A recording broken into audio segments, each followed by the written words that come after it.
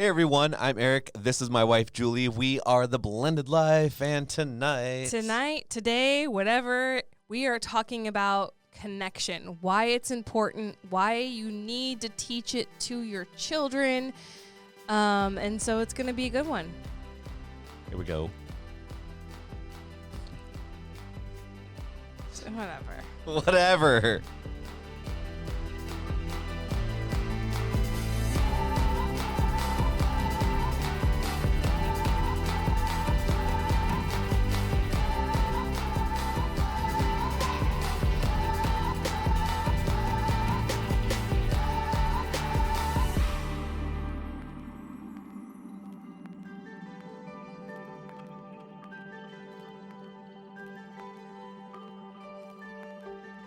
Hey everyone, welcome back. So let's just get on into it. Yeah, so connection in your blended family, teaching your children connection and why that's important. In what ways though? Which ways are we connecting? Relationship ways. I know, but are we talking like one-on-one individuals as a whole blended family? Like what's the depth of connections here? Is it Connect 4? It's not Connect 4, but I think the basics is a one-on-one connection. Okay. And so the reasons I see this is super important that we teach our children about connection, and I actually think it's one of the things that gets passed over. And when we enter into blended families, we're so hyper-focused on roles and rules and what's fair, what's not fair, like the logistics of actually blending a family. And so often we don't even really consider how are we teaching our children to connect with their step parent? How are we teaching and maintain connection, right? How are we teaching our children to connect with their step siblings, their new grandparents? Connection doesn't just happen. And the thing is that kids in blended families, more often than not, are coming from a place of disconnection, right? They have had their sense of connection completely either destroyed, like it's in question, because their family that they knew that they were born into is now disjointed, disconnected, not together. Well, either that or they were born into, mom and dad out of wedlock had their kid and, or had them, and they never know, they don't know what connection feels like. It's not a normal thing, for them. What are you doing over there? I was about to ask you, are you chewing gum? I was chewing gum so now I'm going to put it under the table. Are you kidding me? No, I have nowhere to put it. Where do you guys put gum when you have nowhere to put it? Okay. But really, though, when I think about connection, it's just something that kids have to be taught. Like, kids are blank slates when they're born, right? They have to learn how to chew. They have to learn how to chew gum and stick it under the podcast table. They have to learn how to behave. They have to learn social norms. They have to learn faith, and they have to learn everything. And so trust. I think trust is a big one. That if you don't know connection and you don't know relationship and relationship value, then trust is going to be one of the biggest things that I feel is probably one of the foundations for relationships. Trust, because if you don't have trust, then you really don't have a lot. And where does trust start? Yeah, with connection. It's connection and relationship. If you don't have a connection with anyone in your home, trust in that person, in the family, in the relationship with that individual is going to be really difficult and challenging. And so the thing is, it's important to take time to teach connection to your children. And, it benefits your spouse. It benefits everyone else in your blended family life, and even your co-parenting, right? If you're mindful of connection, and this is something that you're taking on as like an important value in your home, that will bleed out into other relationships you have and your children have with their other parents, you with your co-parent, the new grandparents, maybe friends that are involved. Your kids might be more well adjusted at schools if you're moving to a new place. A lot of blended families are relocating. And so it's a really good value to wrap your arms around and to really understand the importance of, because if you have a house full of connected people, what would your blended family look like if you could say everyone in our house, it's not perfect, no relationship's perfect, right? But if you had a house full of connectedness, like everyone felt pretty connected, pretty plugged in, had that sense of belonging, you would have then a sense of safety, a sense of trust, and you would feel like the blended family you want to feel like. Yeah, and it would feel like everyone has each other's backs. Like if you can trust someone, and you have a connection with someone, like what a secure feeling, So I think of, my first sense of security and connection, and obviously it's to my parents, and almost 40 years later, You're so funny. Only one of us are 40. He always has to point out that I'm 8 months older than him. So I'm always 8 months ahead, and I'm 40, and you're 39 for like 2 more weeks. Still so young. enjoy I'm still in your my 30s, baby. 2 weeks. But, oh my gosh. But my first sense of connection is my parents, and that 40 years later continues on. It carries on. And no matter what happens, going through divorce, going through heartache, going through ups, going through downs, I can always trust in my parents because I have a secure connection with them, and that is built off of trust because they haven't burnt me over the years, and vice versa. We had our ups and downs, and we've learned, and I'm sure we will continue to, but we always have a connection that brings us back and keeps us secure. Yeah. Now imagine, and this is something that I always wish. Like something that I feel is sometimes difficult in our relationship. Okay. Is you can't really understand what it's like coming from a divorced home. Well, not really. You can't understand. I don't. Yeah. Well, I mean, and so, yes, to a point experience that as a child, but I can as an adult, as a parent.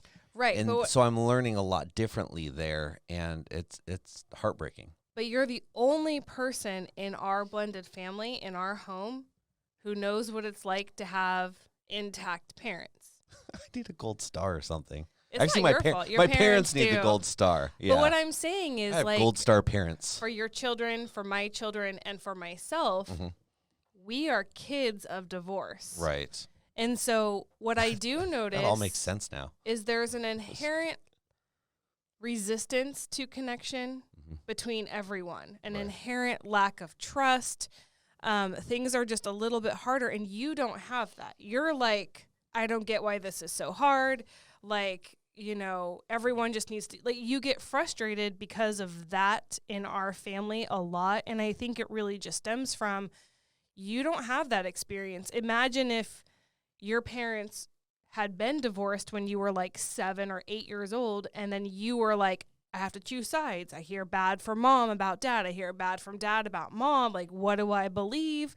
And you have this now break in connection of the most important relationships in your life, and your nucleus is exploded, and you're trying to make sense of the world, and it's so different. Like, imagine if you had to navigate that as a kid. So you're saying my gold star parents screwed me up?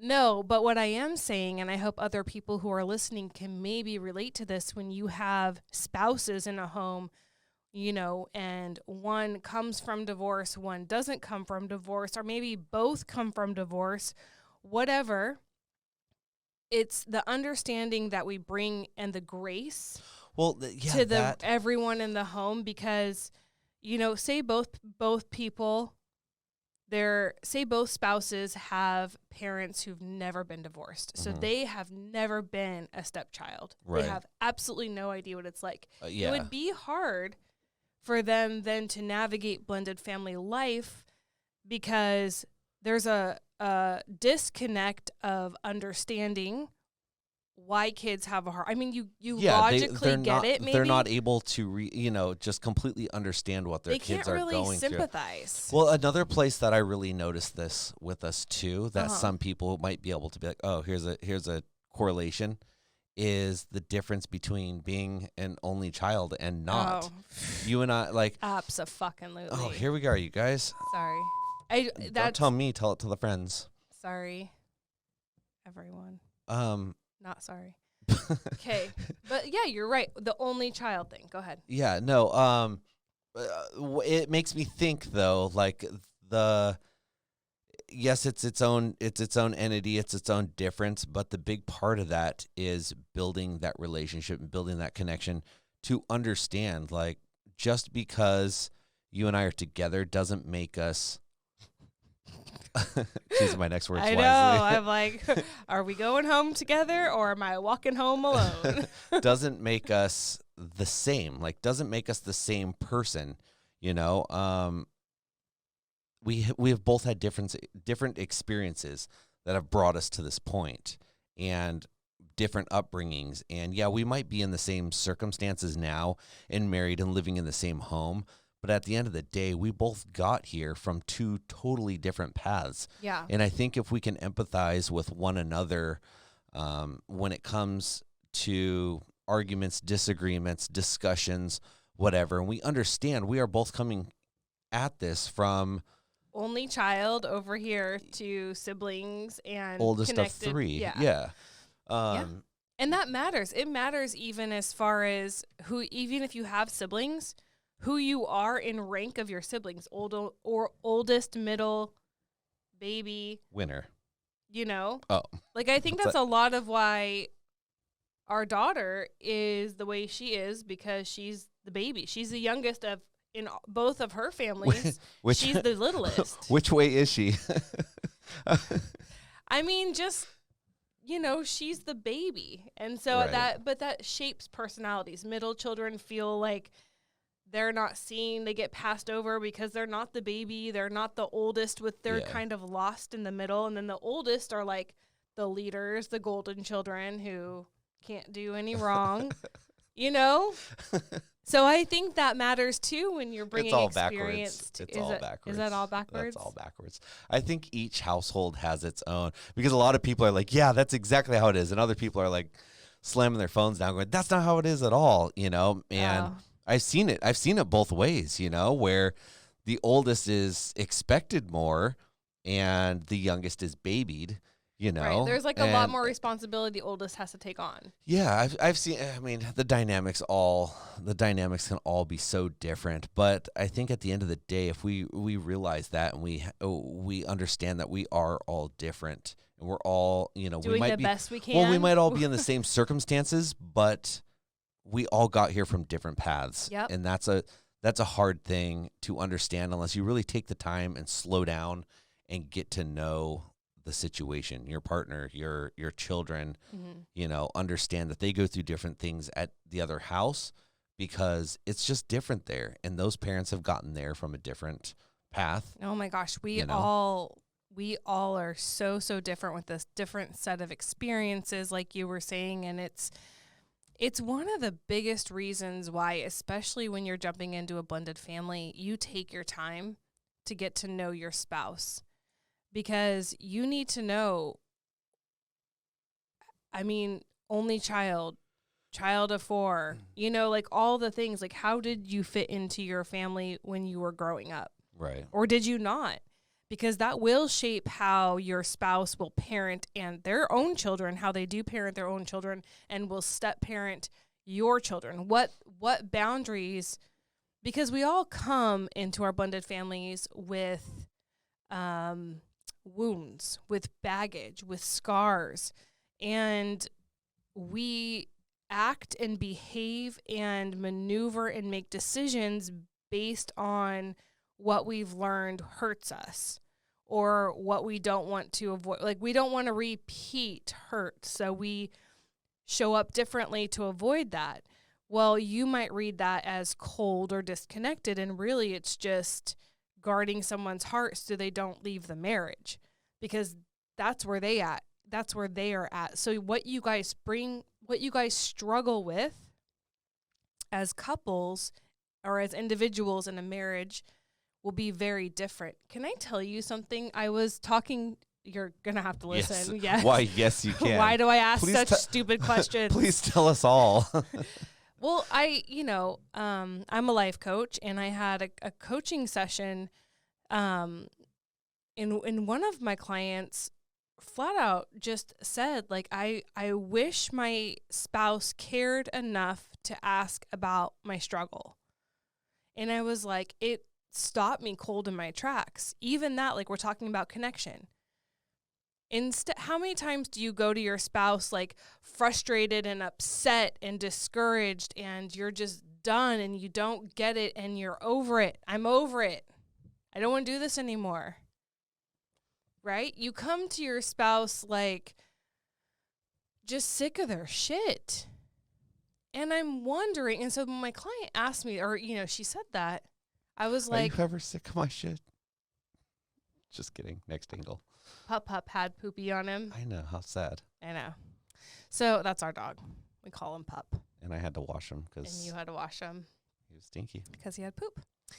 Anyway, but I'm just thinking, like, what would it do for your marriage? And you can think of this as, take a moment and consider, do you wish your spouse would care enough to ask about your struggle? Because if you're in a marriage and you're in a blended family, you have some sort of struggle. Your struggle might be different. It may be big. It may be tiny. It may ebb and flow. It might get better. It might get worse. But, it isn't about your husband or wife fixing the problem. I don't think any of us have an expectation that we're going to be able to fix other people. Well, or do we have an expectation that we want to be fixed, though? And going off of this, what does that look like? What does it look like to ask about your struggle? Like, am I supposed to your struggles? You're such I'm just being silly. Am I supposed to know when you are struggling? Am I supposed to? Do we live in the same house? Do we have do we have a blanket struggle? Oh my God! I'm trying to identify. I'm trying to identify the struggle and pinpoint it to one. Like, if you notice your spouse is in a bad mood, or what goes on in your house, the dynamics, the relationships, if they've had a bad day or a bad encounter with their parents, or like you should know your spouse. And so if something's not right, and especially if it's not you, like I've done that, like, what is this? You might check in and say, are you struggling with something? Is something, like, you do say what's going on. I ask you this like by the minute. It's like part of our conversation. How do you ask? Are you all right? I'll ask you if you need anything. I'll ask. You ask if I need anything quite often, which is awesome. You do check in. You're really good about that. I feel like I check in like literally every time we are face to face. If I see you, I check in, see how you're doing. Usually I get a lie that you're fine and don't need anything, and life continues. Because we don't have 10 hours. Yeah, ain't nobody got time. Ain't no one got time, to be honest. Just kidding. But here's the deal. Like, if you really see your spouse struggling, or, even if, I'm not saying this is the case, but if your spouse is not willing to open up, it's probably because you haven't created a safe place, or your spouse doesn't feel safe in the relationship to be able to talk about your kid, your parents, your blended family, because it's hard when you feel like your blended family is failing. It's hard to feel like, gosh, I this isn't what I expected at all. I got married thinking it was going to go one way. It's definitely not gone that way. And some days, I don't know if I'm doing a good job. I don't know if things are ever going to work out. And it's normal. We all have felt like that at some point. But I think that if you could and this is creating connection, right? If you could check in and make sure that you're creating a safe place for your spouse to talk about their struggle, then they will open up more. And the blessing in that is that when you guys bond in the trenches, so if you can come together in the trenches and get through things and be like, it's okay, I know my child isn't perfect and or I know this isn't what you wanted. Sometimes I feel that way too. What can we do to work on this together? How can I come along and help fix this or make it better for you? And sometimes that's not going to be possible, but it all comes down, and we talked about this last time, it all comes down to your reaction. Yeah. So if you're reacting in a way when your spouse is being vulnerable and opening up and telling you their struggle and sharing with you, you don't have to agree that it's their struggle. You don't get to decide if someone's struggle's valid, not in your marriage. If your spouse is struggling, that's it. They're struggling. Whether you think that they should be or not, whether you think it's justified or not, whether you agree with anything that they say or not, you're agreeing with them doesn't absolve their struggle. You disagreeing with them doesn't absolve their struggle. You disagreeing with them only makes their struggle worse, and now you're part of their struggle. So be a safe place. Be open. And I think that's kind of what you sign up for in marriage, is to be there in the struggle, to hear the hard things sometimes that you don't want to hear. What do you think about all that? I hear what you're saying. But No, it's not even a but. And no, I think that once you break it down, the feeling aspects of it, where you're saying we don't have a right to tell them if they can struggle or not. A feeling is a feeling. Yeah. It's like saying I'm cold. It's like you can't tell someone no, you're not cold. It is a feeling. But we do that, right? We're like, no, my kid didn't. That's not how it happened. That's what ends up happening. I'm just saying, in like a lot of, does it not? Yeah. No. Yeah. We get defensive because we We feel like get we're very protective defensive, yeah. over certain things. But a feeling's a feeling, and I think you were making a point that a lot of us don't take into account, that a feeling is a feeling, whether it's valid or not. It's valid to them. It's like telling someone, who believes one thing and believes another, that your way's right or their way's right or wrong. It's like, it doesn't matter at the end of the day. Like, Santa Claus exists. Right. Well, and I'm like, how many times have you told? I would like to somebody write in underneath wherever you're listening to, on whatever platform, comment, send me a message.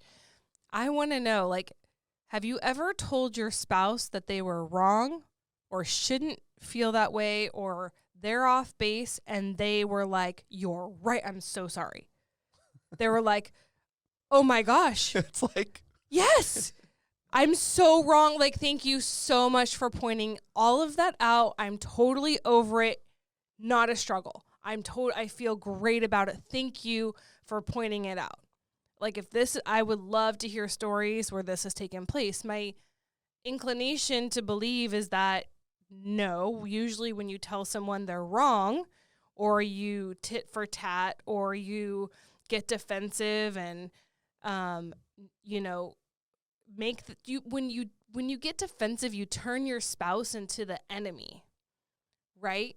Because now they're not on your team. You're not on the offensive together. You're now have put yourself on the defense, and they're on the offense. And if you know sports, which I don't, but that's opposing teams. And that's the problem, and that's a break in connection.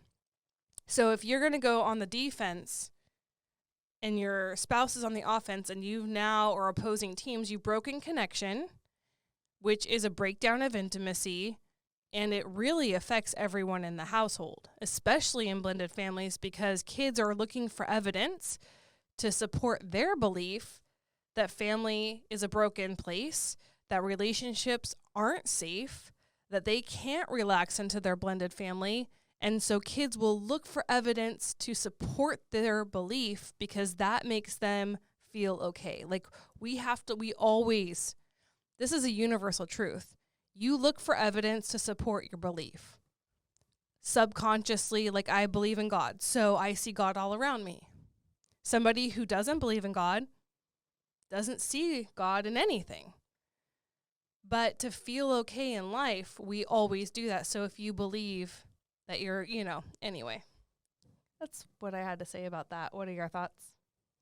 Thanks for chiming in.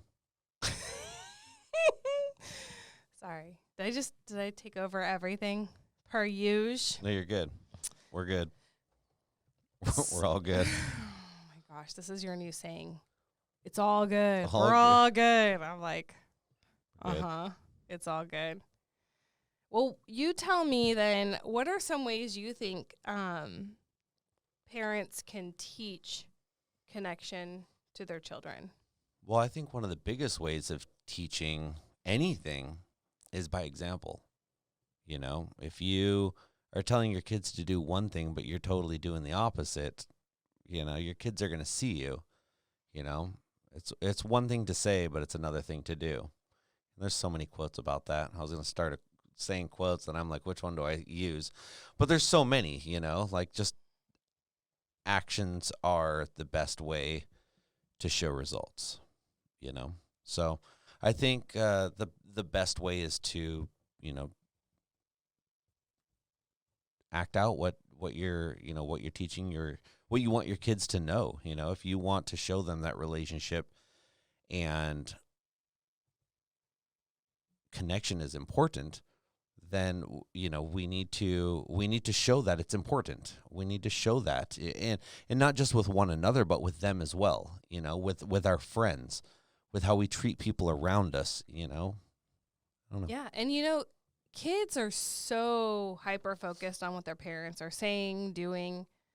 They're always it's like what you were just saying. They're fact checking. They're fact checking because that's a good point. Yep. if what the parents are telling them is wrong, then they're going to completely be against us. If what their friend at school is telling them something wrong and they're lying to them constantly, they're going to stop believing their friend, and they're just going to know them as a liar. They just get pinned that. Yeah. So if we just lie to our kids and tell them to do one thing while we do the other, if we tell our kids smoking's bad, yet we're sitting here smoking, eventually our kids are probably going to start smoking. We tell our kids it may be bad, but it wasn't that bad. It wasn't that bad, but same thing. If you have a teenager who's getting ready to start driving and you're driving 100 miles an hour down the road every single place that you go, but you say, oh man, when you get your license, you better not speed. Yeah, they might not speed for the first week or two, but then they realize like, I just sped somewhere and I didn't get a ticket. Now I sped somewhere else and I didn't get a ticket. Until they get a ticket, until they get in a car accident, I don't know. It's funny. Our kids truly listen to us and watch us for everything, but we are truly the number one example of how they're going to live their lives, So if relationship's important, then we need to be examples of relationship and show how it's important. If you tell your kids, like, you need to go to church every Sunday and grow up to be a good Christian kid, good Christian human, but we never go to church. We never do anything to participate in the church, then our kids are probably never going to be a part of the church. If you tell them that school's important, but you never make it an important thing, you see what I'm saying? It's eating healthy. You eat healthy, but I don't eat healthy, So. Yeah, I'm gonna talk to something I was gonna say for later, but when you force kids, sometimes kids don't want to confront a situation. They don't want to apologize. They don't want to take responsibility. They don't want to deal with it. And there's a lot of thought around like, well, I can't force my kid to do this. But we wouldn't say that when it comes to like vegetables or going to church. Like, no. Like, sometimes kids have to be forced to do things so that they act, because if they never do it, they won't reap the benefits. They won't experience the goodness of a habit. And everything we do in life is a habit. So going to church, being kind, Kindness is a habit. Being respectful is a habit. Brushing your teeth is a habit. Praying before bed is a habit. Well, all these habits, though, it's good to teach them these habits. But if you never talk about them, if you never show them the benefits of it and let them see the benefits of it, or if you do something differently, if you had a day of just junk food eating and candy and sodas and everything, make that a point. That just because it happened today, but we want to be different, make that a point. Look how you feel today. Look how tired you are. Look how exhausted you are. Look at your attitude, your behavior, and not in a big argumentative, way. But if we bring things to light as they go, like look at, we could have done 100 miles an hour here, but we did the speed limit and it took us 2 minutes longer. We're here safely. You know what I mean? Didn't get a ticket, which could have taken a lot longer. All the things. Yeah. So if we bring those to light and show our kids how these benefits play out, how things play out, how this relationships play out, we have discussions. We talk about things, this is the benefit to this, we brush our teeth. This is the benefit to it, Yeah. And I think it's important for kids to witness, not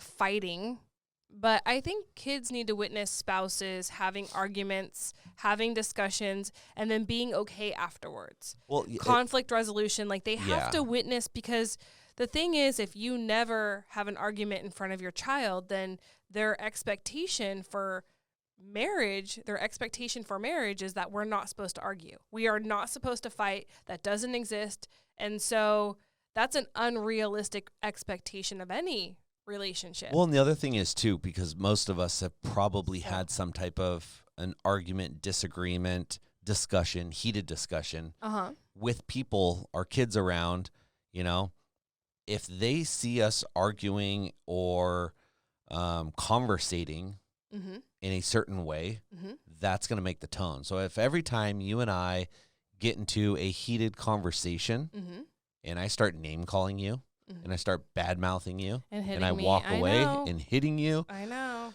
putting a bag over my head and using my words as weapons to beat you over the head with, like a pink baseball bat, then that's what our kids are going to think is normal. Yes. And it's like, well, or even think about it like this. If every time you and I get in a heated discussion, you leave, I leave, or you gotta let me go on with my thing. Otherwise, I'm going to start calling you names. And then I call you names every time we get into a discussion, but then I justify it and I go, you know what? I didn't hit her, or you justify to your kids. Why do you guys argue? Why do you let them talk to you like that? Well, you know what? He didn't hit me. He didn't put hands on me. I'm fine now. I'm okay. Well, what it does is it starts creating emotional scars, and it starts creating emotional habits, and it starts creating a pattern that your kids are going to think this is how it goes. This is how heated discussions get resolved. And at the end of the day, it's just an unhealthy pattern. So just because something's one way and it's not an extreme the other way, don't justify it for some reason. Learn how to have a good, healthy conversation, whether it's heated or not, because you and I have heated conversations quite often. And I've had this conversation with my son. He goes, well, why are you guys arguing? I go, well, we're not arguing. We're having a conversation. You don't hear us name calling. You don't hear us yelling and profanity and freaking out. At the end of this, we've come to an agreement. We've had a discussion, and there's an understanding. I love her. She loves me. I can walk up there right now, and she's fine with me, and vice versa. Yeah, we might get a little passionate about what we're talking about, and quite often, we are both not loud people, but we get excited about things, especially. Yeah, but we don't yell. We don't yell. I'm like, I don't know if we've ever yelled at each other. No, not yell. Not like to the point. Because I grew up in a household where there was yelling, but I don't, we don't yell. No, not at all. But sometimes, we talk above each other. We get excited and we talk over each other like we do on this podcast. And to our kids, that might seem like arguing and yelling. But if they see that there is a healthy lead to this, and we aren't hurting one another, we are not mad at each other, we're not angry, I'm like, that's okay for our kids to see discussion. But my point of this is our kids are listening. Our kids are watching. So let's do it constructively in a way that we would be okay with them having the same discussion with their best friend or the neighbor kid and talking the exact same way to one another. Because if we tell our kids when they go out of the house not to talk one way to the neighbor kid, but this is how you and I talk to one another, you better believe eventually that's how they're going to start talking to one another. Mm-hmm. And that's not going to be okay. Such a good point. And I was also thinking, as you were talking about that our kids really pay attention to of how we talk to and handle situations with our co-parents, because that's their other parent and they care about both, and they're hyper, not just sensitive to it, but they're hyper focused on it. Right. And so that's a really, I'm this is coming to mind as I'm speaking, but you know, it's a really unique opportunity, co-parenting. And it can be a blessing because you're teaching your kids how to deal with people that you don't necessarily like. You know, how do you deal with someone who you don't really want in your life but have to have in your life? Because your kids, maybe it isn't that they're divorced, but your kids are going to come across people, whether it's a boss or a coworker, right? They have no power to fire their boss or their coworker, so they have to have them in their life, but they don't like them. They don't agree with them, and it's a hard situation. But when we're co-parenting, we have a really unique opportunity to teach our children how to deal, react, respond, behave with people that we don't necessarily agree with, that we don't necessarily like. And so I was just thinking that, and kids listen to that too. Yeah, they pick up on all of it. So that was a good point, that kids are just little investigators. How do you deal with someone who has gum on their pants because they tried to wipe it off under the table? Well, I didn't put it I wouldn't put it on the table. Did you put it on your pants? I just lightly set it there for now. You've got to be kidding me. Whatever. You guys don't judge me or judge me. Whatever. I don't care. We're going to have a heated conversation about this afterwards. Are we? Yeah. Oh. But when you were talking about having, your kids pay attention and it's okay to have discussion, but don't justify it. One thing for another. It reminded, I want to share this little story just because someone might relate to it, but I was in couples counseling in a past relationship, and I wasn't in couples counseling. This was an individual session. I was in a therapy. Actually, I wasn't even in a relationship. I was in a therapy session, and I was describing how I was having a hard time in this relationship, and I was having a hard time with the way I was being treated in this relationship. And I was telling my therapist, but he doesn't cheat on me, but he comes home, he's not drunk at the bar. Like, I kept justifying how I was being talked to, how I was being treated personally by all of these other things. But at least this doesn't happen. At least, he doesn't beat me. He doesn't cheat on me. That was those are the criteria. He doesn't beat me. He doesn't cheat on me that I know of. And he comes home every night. He's not drunk at a bar and I can't find him. So, because that's what that person in the relationship that I was in would tell me. Like, be grateful I don't beat you. Be grateful I don't cheat on you. Be grateful I come home at night and am not drunk at a bar. Because whenever I would come to my, this person I was in a relationship and be like, this isn't okay with me, or this really, I'm upset by this, or, we'd talk about it, I was always told, well, at least these things, right? You have it really good, because a lot of men cheat. A lot of men, are drunk all the time. A lot of men don't come home. A lot of men, whatever, hit their significant other. So you be grateful, and I'm going to go ahead and treat you, because that was a big, so when you were talking about justifying behavior, that sparked, and I'll never forget, my therapist got a big grin on his face. He's like, well, he couldn't set the bar lower for himself, could he? And he was like, Jewel, are you listening to yourself? the bar could not be set lower in your relationship.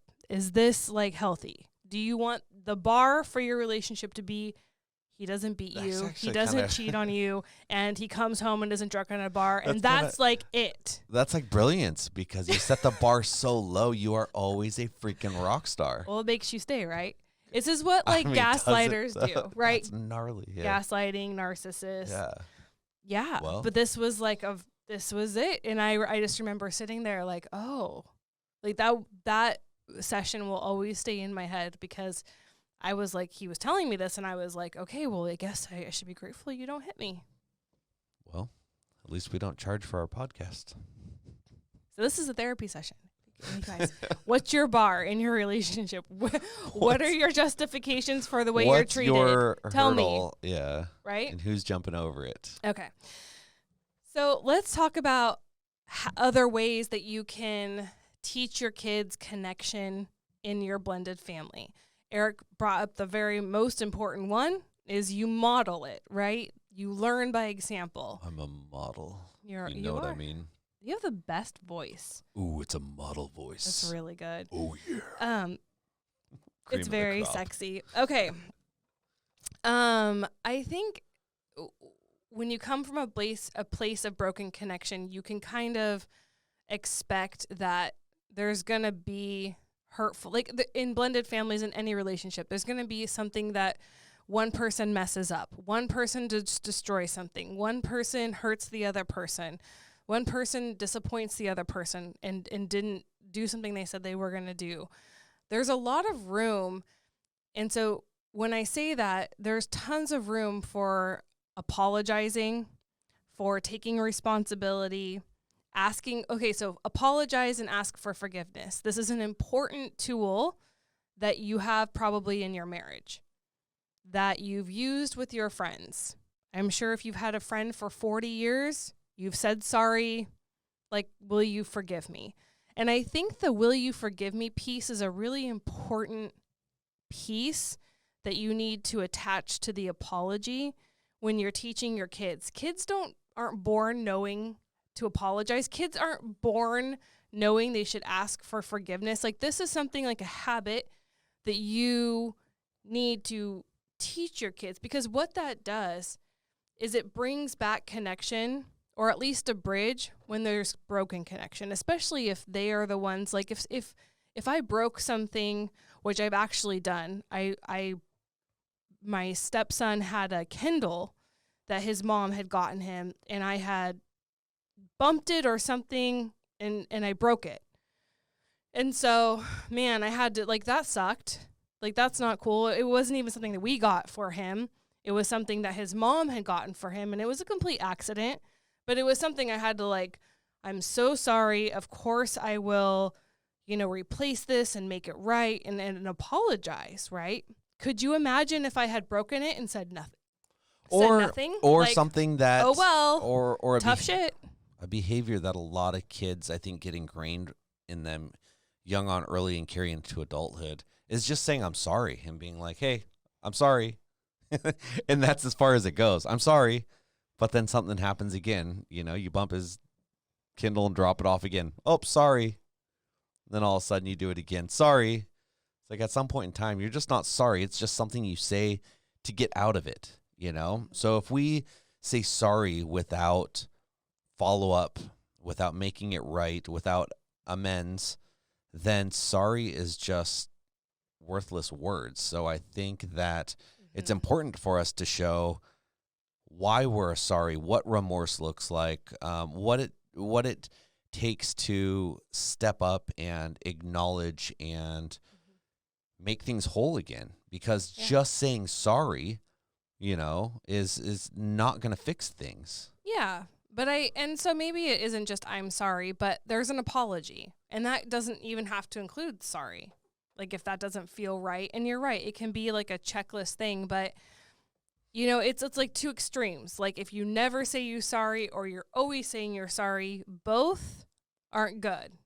Yeah, find the middle ground, like an apology. What if we did like a challenge, like next time your kids or next time you get into an area where something's just not right, what if we do a quick little challenge that's like, next time you feel like you need to apologize without saying sorry. Like, how can you apologize without saying sorry? Yeah. And I think that if you think about it like that, and you take the time to apologize to someone without saying, I am sorry, because it's such a blanket statement I know these days. you hate that. You don't.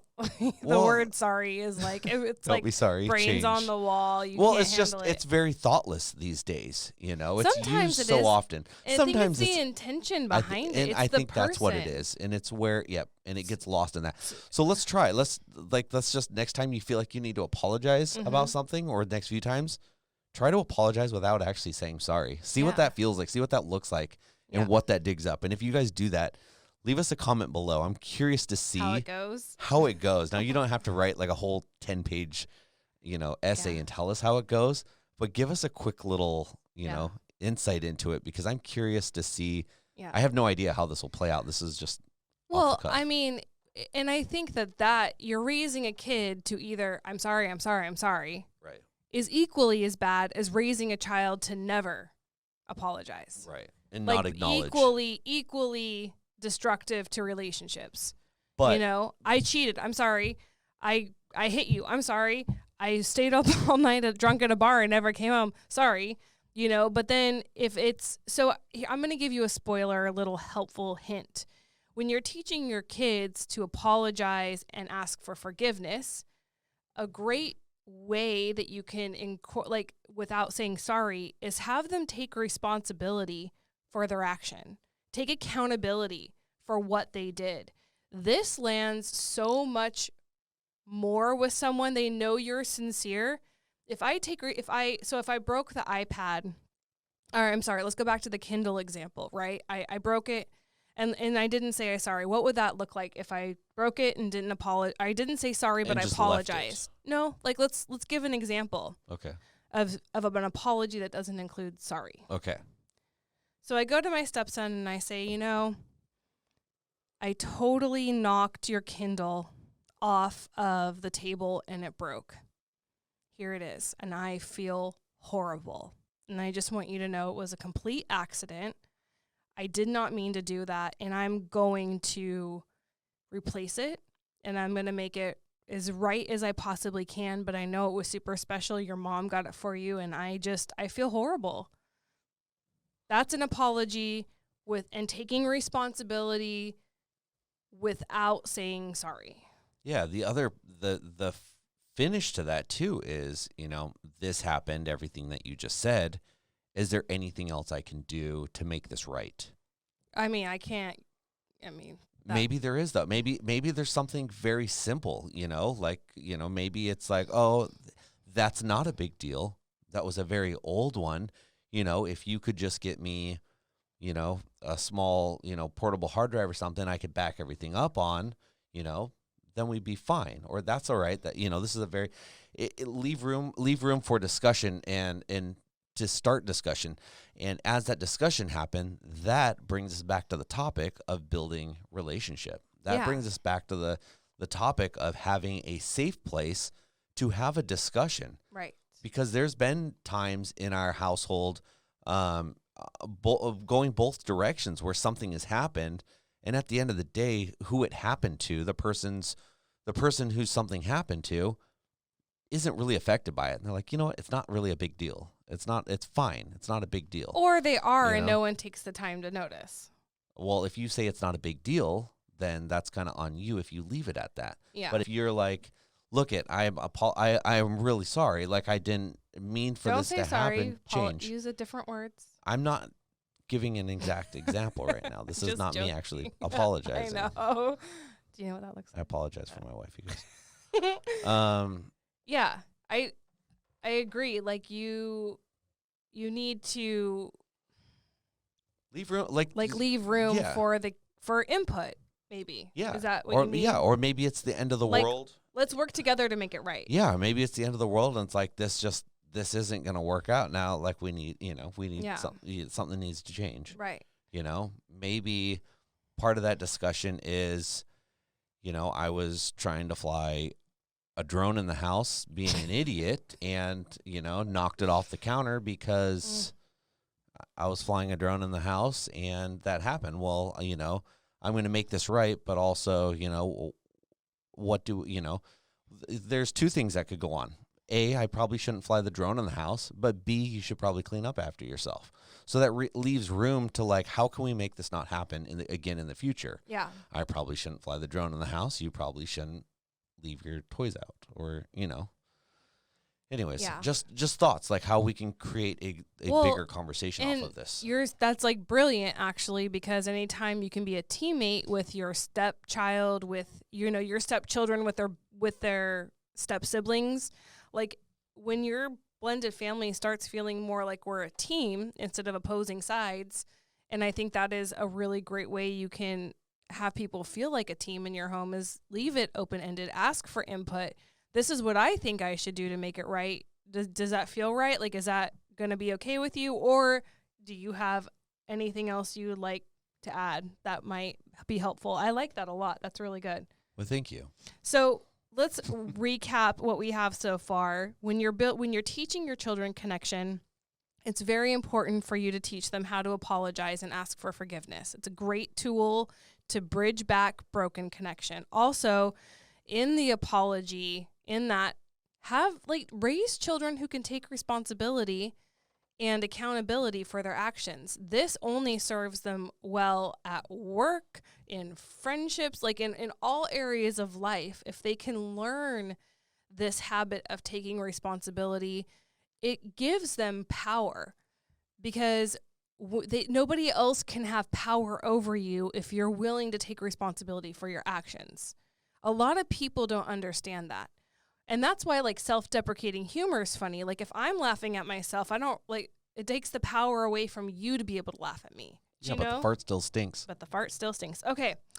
So Eric and I had talked about this earlier. Another way you can help to teach connection in your blended family to your children is good communication skills, right? Communication.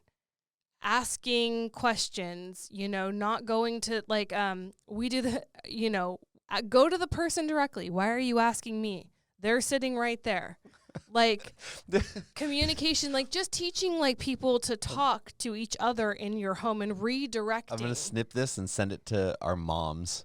My mom hits me up. Hey, ask Julie this. Your mom hits you up. Hey, ask Eric this. Yeah. Like, why didn't you just ask her yourself? You've known each other for a long time now. Yeah, it's funny that people do this. Do your parents do this? do your mom and dad do this? Or in blended families, another thing is too, my kid comes to me and says, hey, ask Julie this. Or your kids, and I know it happens all the time, hey, ask Eric this. Or, hey, Can I do, and it's like, you have his number, text him. Or go downstairs or go upstairs and just ask him and build that relationship. Yeah. Because that is exactly why they're doing this.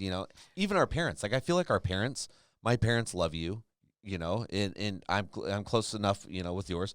But at the end of the day, like just make that relationship stronger. Go straight to them. And it's an important skill to teach your kids, because we all have to push through the uncomfortable to get to the other side. You're in school and you have to give a speech in front of the class.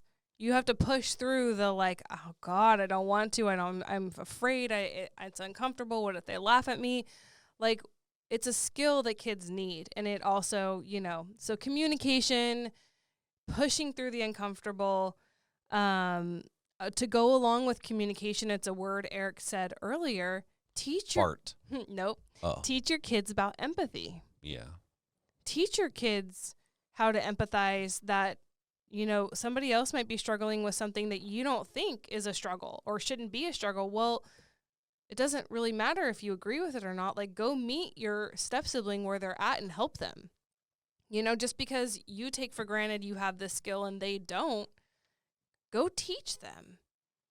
Like, go have empathy, extend grace, and you teach this to your kids. It will help with connection. Teaching your children to find common ground with people. I think this is a huge one, and part of that is finding common ground, compromising. Kids all want to do different stuff. Well, what is something that we can do that we both might enjoy? Because neither one of us is going to get exactly what we want. So how can we compromise and find common ground so that at least we all get to do at least part of what we want? I think that's a good one. Or take turns doing what we want, or eating dinner. You find compromise mostly in the kitchen. Or not. But, in teaching your children to try new things. You don't know if you don't like something if you don't go try it.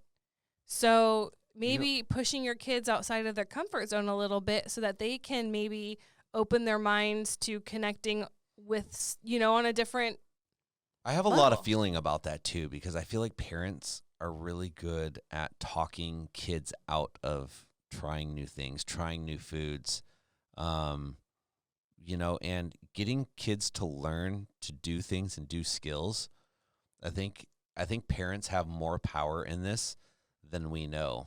For instance, wrenching on a car, doing something on a car. Now, it's one thing to teach your kid, but it's another thing to empower your kid to do it themselves, to try it.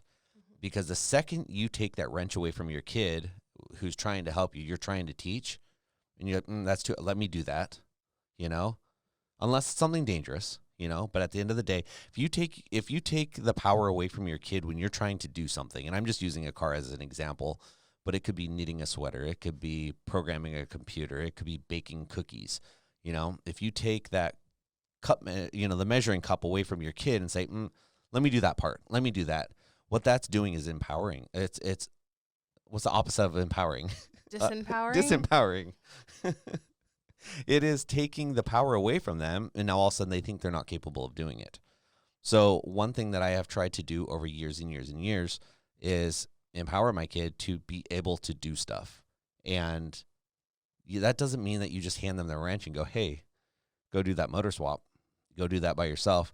What that means is you stand next to them and you help them measure out, how much salt to put in, how much butter to put in. You don't just give them the recipe and say. In a motor swap? No, in the cookies that we're baking. Oh, I thought we were swapping a motor. I'm trying to relate to everyone here. I'm so Thank confused. You would be. You're the only one who would use salt to motor swap something. I was like, why are we using salt in a motor swap? I don't know. I was trying to talk to everyone here. My point is that if we give the kids our tools and teach them how to use them, and we stand by their side while they use them, even though we know how to do it better, even though we could do it faster, although, we can measure out that teaspoon of salt way quicker and get a dozen cookies. And not get salt all over the floor. That's it. But you learn by doing, That's right. And you want your kids to learn in your presence. It's really scary when you think about your kids learning. You teach them the right ways. You teach them the right things. You teach them tricks and little things that are going to show them. I mean, my son swapped a tire on his dirt bike the other day, and it took him, I kid you not, it took him 2.5 hours. And he did it all the wrong way. And finally, after about 2.5 hours, he hit me up and said, Dad, I need help with this. And I had actually asked him ahead of time if he wanted help. And he was just like, it was super late at night. I'm like, I'm not doing this right now. Wait till tomorrow, I'll help you. So finally, 2.5 hours later, he hits me up and says, hey, I need help with this. This isn't right. And I said, well, this is why. And I show them all the steps and we figure it out. But you've got to let them try. You got to let them make mistakes as long as it's not going to hurt them. Yep. But it would have been so much easier if I would have been standing there right there and I could have told them, no, you do this part, you do this part. And eventually it came down to that. But it's our job as parents to show our kids the right way of doing things. Yeah, it is. It's our job. And it's really great to be able, and so say you had a kid, like going back to the apology or say you had a kid that was really timid and shy and for whatever reason really struggled with talking with anyone. Go with them. Offer to I'll stand right beside you while you do this. You'll know it's not scary, because sometimes kids don't want to get yelled at, or they feel like they're going to get in more trouble, or they feel like I don't know what they're afraid of. There's a lot of kids who are just afraid to interact. And I'm like, so come along beside of them. Like you would teach them how to motor swap a car or bake a cookie, one cookie. Yeah. But the other thing is too, that's almost even worse is when you take them and go show them how to do it and then you just do it. Oh yeah. It's like, yeah, you okay. Speak for them. Yeah. Yeah. So that's actually something that I've been working on a lot lately with my son is showing him how to build business relationships and how to talk with people. And he needs to ask people how to do stuff, how, whatever the relationship is looking like, right? So he's writing an email, and this has happened a few times the last few weeks. He's writing an email, and I'm not like, hey, write the email and good luck. So I stand next to him and I show him how to write the email. I tell him what it needs to look like, what it sounds like, but he's the one doing the typing, and what do you think about this? And I let him input his ideas, and I show him how he can build on them, or, oh, that's a great idea. Let's put that in. But building relationships isn't just something that we tell our kids, this is how you do it, and then go do it. It's something that we have to sit there and hold their hands and show them and be examples and talk to them about it. 100%. And, be a part of it with them. Yeah. And, another great way to be a part of it with them and a great way to teach and model connection, and this is something that people write in about often, is showing up in support even when you don't want to. And this is a big one for you. Yes, like you've always been like that with the kids. Like, I thought you were talking about the podcast. And the podcast. You do. We wouldn't have this without you. I'm just being silly. But showing up for support when you don't want to, forcing your kids to come, because this is what relationships look like. You're not always going to want to do what your spouse wants to do, but you know what? You love them and you want them to be happy, and you're going to sometimes do things you don't want to do. And that's that. Like, that's part of it. But then that's reciprocated. You don't do to get, but you do because you love, and that's something that comes back to you. When you support people and people feel supported, connection grows. They feel safe. Like, even just that act, you're not having to have a discussion. Nothing's awkward. You're just showing up. It's a really powerful thing. Your presence and showing up is powerful. So, well, as we get older too, I think that, people, connections, relationships become more and more important, and a lot of us get stuck in the way of life and the cool things of life and, whatever that looks like. But, think about it. What's my grandma into right now? What does my grandma really, really enjoy? Amish romance novels. Yeah. Why you gotta call out grandma? I love it. I'll read a good Amish romance novel. If you know any, send me names so I can buy them for her. And maybe her. For her. My grandma's crazy. My grandma's so much fun. She likes black licorice. She's really into black licorice. She loves black licorice. What else do I know about Well, girl? she used to like red licorice, but then she tried black licorice. Never went back. Yeah. So but at the end of the day, she's very simple now compared to who she used to be. Just like the Amish. Just like the it's full circle. These books have really made an impression. Sorry.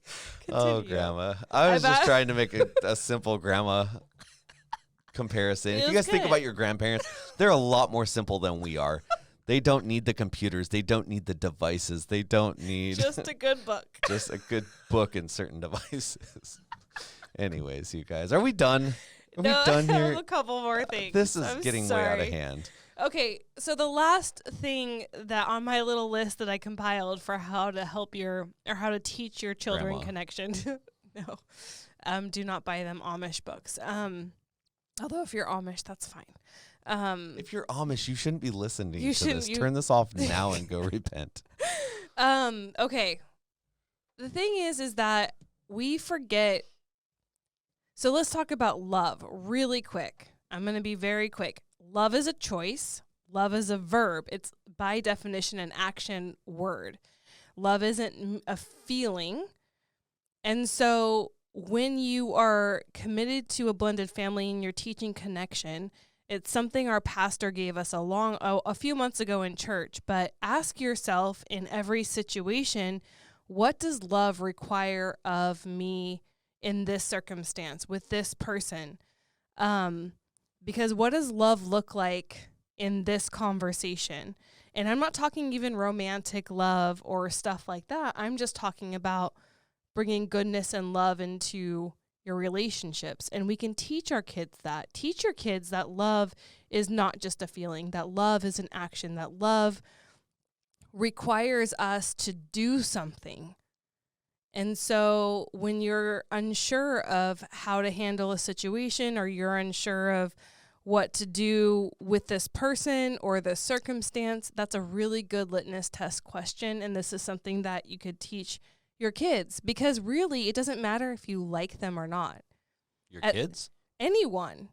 I'm sure there are times you don't like your spouse. Oh. I'm sure there are times you don't like your child or your stepchild. I'm sure there are times you don't like your ex. You don't really like your parents. But that doesn't mean you don't love them. Right. And so teaching your kids to show up in love, even when there's dislike, is a really powerful connection tool that will serve them well their entire lives. That's good. I like that. Last thing I have to say on this before we close out. Take Are a big you ready? breath. Yeah. So you remember the book Grace-Filled Step Parenting? By Lori Short? Yeah. Heard about that. So she asserts that the bio parent brokers the relationship between step parent and child. So the bio parent brokers the relationship between their spouse and their child. And that really stood out to me, because it's, instead of being like, that's my responsibility, it's an opportunity that you have as the bio parent to really help your spouse and your child connect. And so teaching connection is one of the biggest ways that you can broker the relationship between your spouse and your child. So if you're a leader in connection, you're modeling it, you're teaching it, it helps that part. So I just wanted to add that at the end here. So you are full of wisdom. You are full of wisdom. If you guys are interested in Julie's wisdom, she is a health and life coach for blended parents, blended mothers, divorced mothers, stepmothers. Yeah, if you're a woman in a blended family. Not even non-mothers. You've had some non-mothers.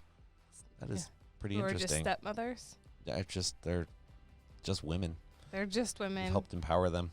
Yeah. So I am a life coach. If you want to know about my programs, what I offer, if life coaching is something you might be interested in, I am offering free breakthrough session, one free breakthrough session per person. So you can email me at becomingheardnow@gmail.com and I can send you more information, or you can reach out on any of our podcast, platforms, or on social media and just say, hey, I'd like more information on life coaching with Julie. I will send you over stuff. So you have different linked programs that are all written, and it's pretty neat. So reach out.